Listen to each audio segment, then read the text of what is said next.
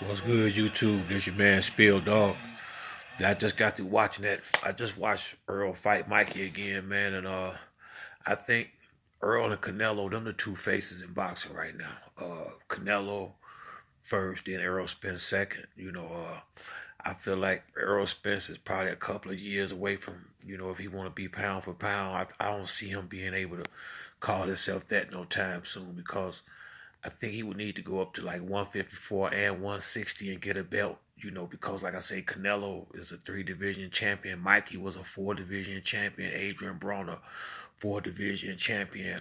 Floyd Mayweather was a 4 or 5 division champion. Manny Pacquiao, eight-division champion. Roy Jones Jr., what was it?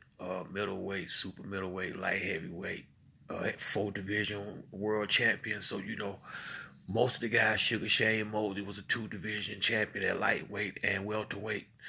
So I mean, and three-division. I'm sorry, so that would be the only reason why I don't put him up there in the pound for pound list just yet. Like Crawford.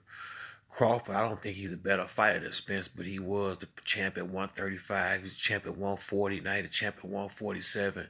When you conquering different divisions, I think that's what it takes to be pound for pound. But if you want to know who the best welterweight in the world is, it's clearly Errol Spence Jr. It ain't not one of these guys in the welterweight division that can beat him. Crawford, Thurman, Porter, you can line them all up. Errol Spence taking them all out. I mean, this boy he the real deal, and he a southpaw too.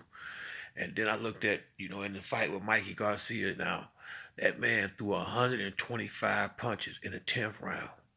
125 punches in the 10th round against an A-level fighter. True enough, he was coming up in weight, but still, to be that late in the fight when you ain't used to going 12 rounds and throw 125 punches, shit, it's gonna take a good guy to take this dude down, because that let you know that he in great shape, and it's gonna be a long time. I mean, I'm just trying to think. Shit, I think Ugas, although I know he won't beat him, it's gonna take somebody. I said Ugas because he's a big welterweight. I don't think Sean Porter do not have a chance in hell against Earl Spence. I think his daddy know it. That's why they've been running. Danny Garcia, he don't have a chance. I don't even know if Keith got one. I like Keith, and Keith do seem to have more power than the rest. But shit, lately, in the last maybe 3 years, he's so busy running around the ring trying to be like Floyd that he done forgot that he's supposed to be a power puncher, and he running around boxing and jabbing and trying to win, beat people on the scorecards now.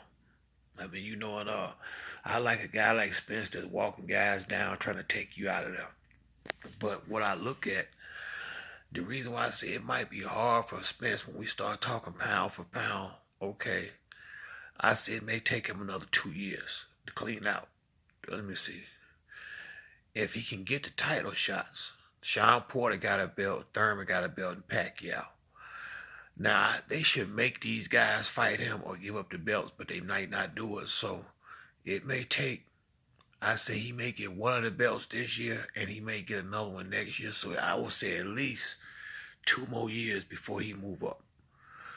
And when I see him go 12 rounds with a guy like Mikey Garcia, that make me question his power. Now, I ain't saying he can't crack. Now, he can crack. It's a difference between being a power puncher and a good puncher. I think Earl Spence is a good, solid puncher. I'm just looking at a guy come up from 140 to fight him, and I'm thinking, what's gonna happen if you get there with Canelo or Jerry Hurd or Demetrius Andrade?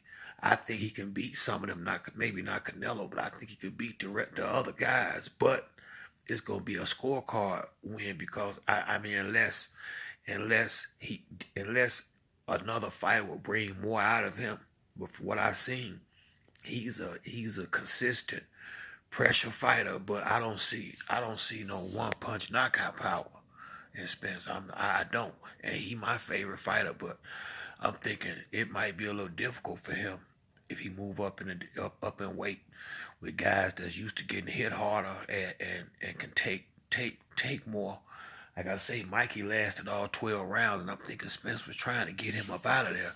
So when he get in the ring with Jerry Hurd or Andrade or Boo Boo or Billy Joe Saunders, it's some competition out there for him in the upper division. Now I think he might can beat. Only one I would pick against him with is Canelo. I would probably have to go with Canelo if I don't think he's ready for Canelo yet. But the rest of them dudes, I think he could out hustle them and probably beat them like that. Because I think his boxing skills is all the way on point. We saw that in the fight with Mikey Garcia.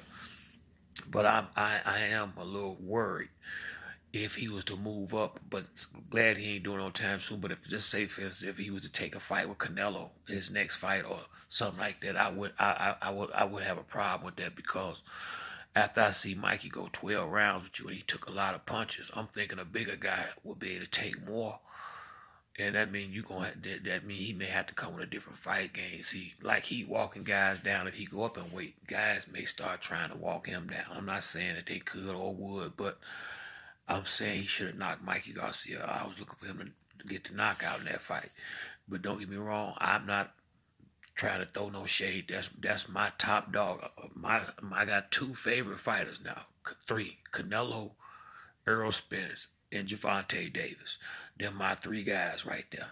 And I'm sorry, four, and Deontay Wilder. I got four fighters that I like more than others, but I will always just pick the fight for who I think is gonna win. But them four guys right there, they're my dudes right there. Deontay Wilder, Errol Spence, Canelo, and Tank. All them guys is top shelf. And I'm looking forward to all of them making some noise all the way up until the end of the year.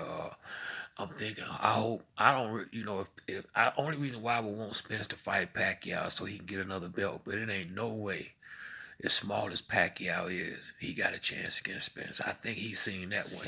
Pacquiao not finna fight Spence next. He not. And if he do, I will watch it, but Spence will destroy that boy. Spence will destroy Sean Porter. It won't go. I don't think Sean Porter make it 8 rounds. The only one, Keith Thurman, he may get destroyed too. I give Keith Thurman a little bit better go because he can run better and he gonna probably run around the ring for 6, 7 rounds to Spence finally be able to walk him down and catch up with him. But right now, as far as the welterweight, ain't nobody doing nothing with Errol Spence. And like I said, I just don't see nobody doing nothing with that boy no time soon. But he got a ways to go. If you think if we talking pound for pound, he gonna have to go up a couple of divisions and get a few more belts in different divisions. Cleaning out the welterweight division will not be enough to be considered pound for pound, in my opinion. But he will always be pound for pound one of the best fighters in boxing. So I mean that's good enough right there. But I just give him a couple more years once he go up to super welterweight and middleweight and get a couple more belts. Then we start talking pound for pound. And he need to fight a couple more A-level fighters. I mean, he fought an A-class fighter, but he called this dude was way too small. So we got to see him in a ring with somebody A-class level welterweight. That's a real solid welterweight. That's the next test for Spence. But that's it on this one. If you like the video, hit the like button and subscribe. Leave a comment. To the next one, it's your boy Speedo Dog. I'm out.